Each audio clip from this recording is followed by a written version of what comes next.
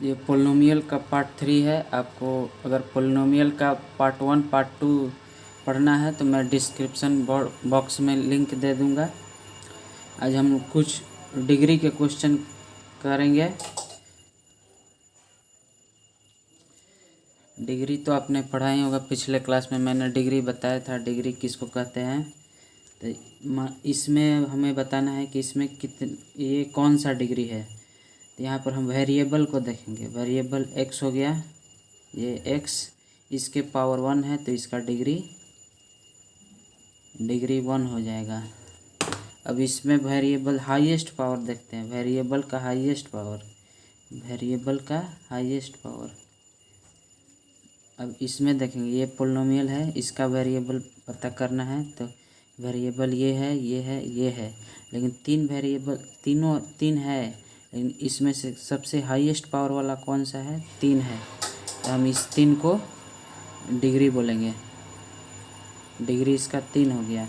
अब इसमें देखिए 9 है, कांस्टेंट है, यहाँ पर वेरिएबल है ही नहीं, तो इसका जो डिग्री हो जाएगा 0 हो जाएगा, क्योंकि यहाँ वेरिएबल नहीं है।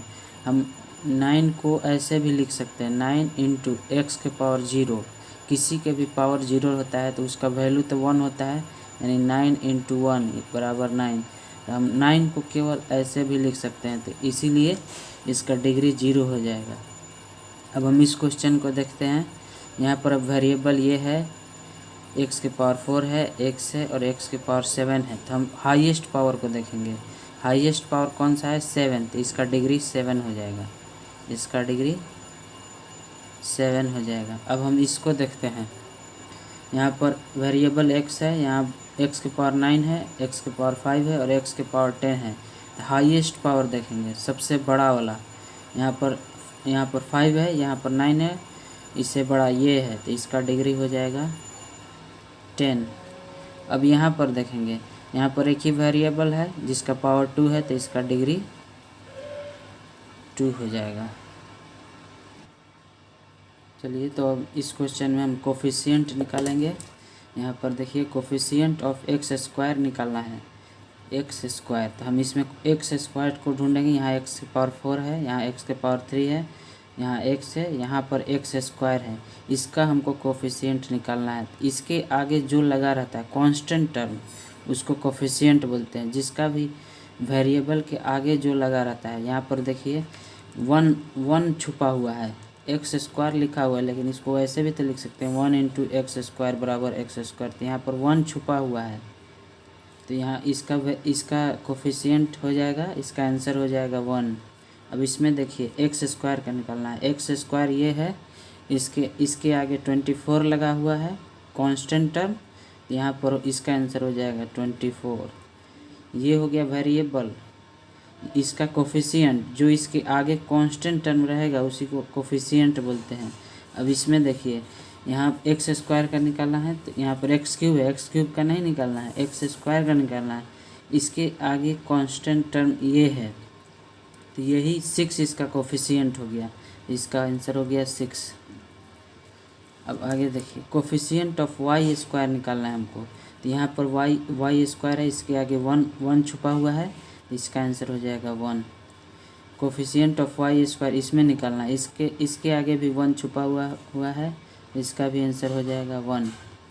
अब इसमें निकालना है, तो यहाँ पर एक्स स्क्वायर है, एक्स स्क्वायर का हमें नहीं निकालना है, वाई स्क्वायर का निकालना है। तो वाई स्क्वायर के आगे कोफिशिएंट 125 है, इसका आंसर हो जाएगा 125। देखिए, इसको बहुत अच्छे से समझिएगा। कोफिशिएंट ऑफ एक्स स्क्वायर निकालना है और ये 3x माइनस 5 है।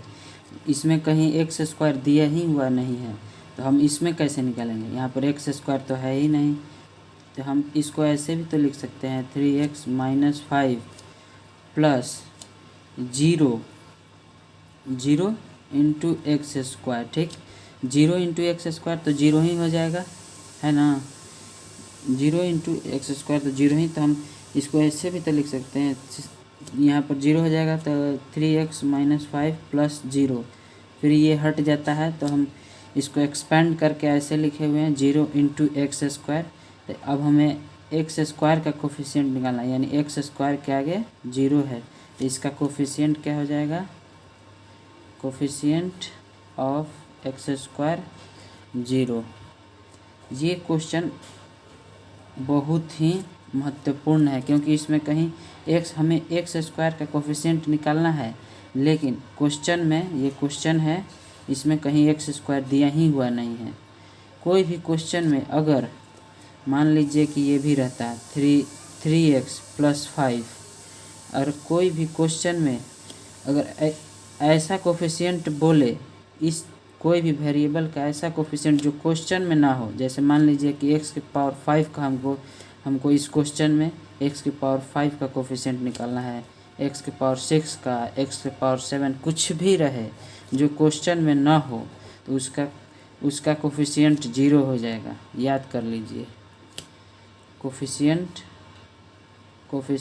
ऑफ x⁵ निकालना हो इसका भी 0, कोफिशिएंट ऑफ x⁶ निकालना हो इसका भी 0, कोफिशिएंट ऑफ x⁷ निकालना हो इसका भी 0।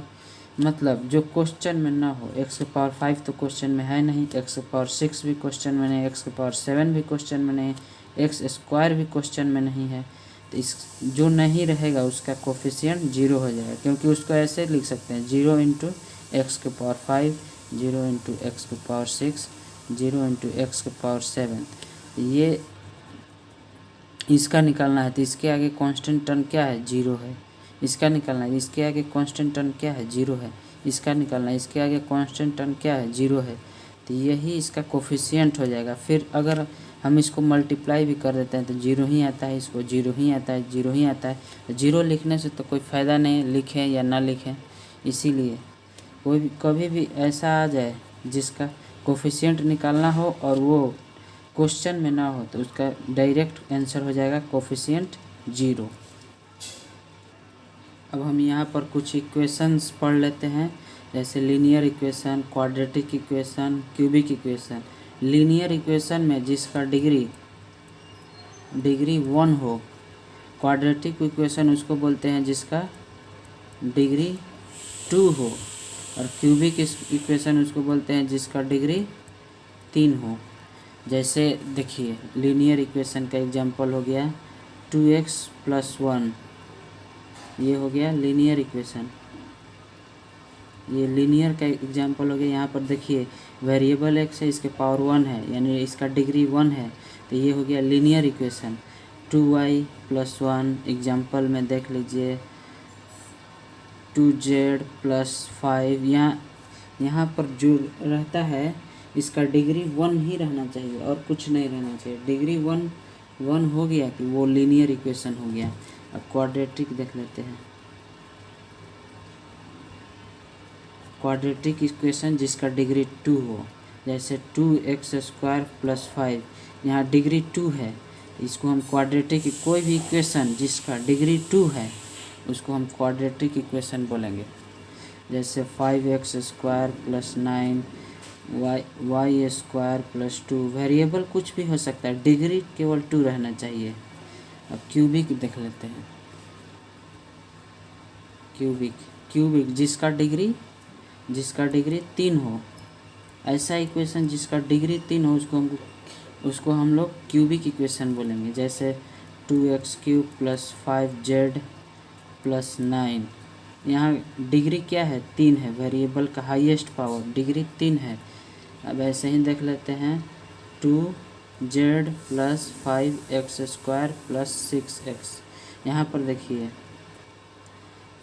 5x³ है, 5x³ है, तो यहाँ पर देखिए z का पावर 1 है, 6x का भी पावर 1 है, लेकिन यहाँ पर देखिए x का पावर 3 है, तो जो मैक्सिमम पावर होता है उसी को डिग्री बोलते हैं। तो यहाँ पर 3 डिग्री है, तो इसीलिए इसको क्यूबिक इक्वेशन बोलेंगे।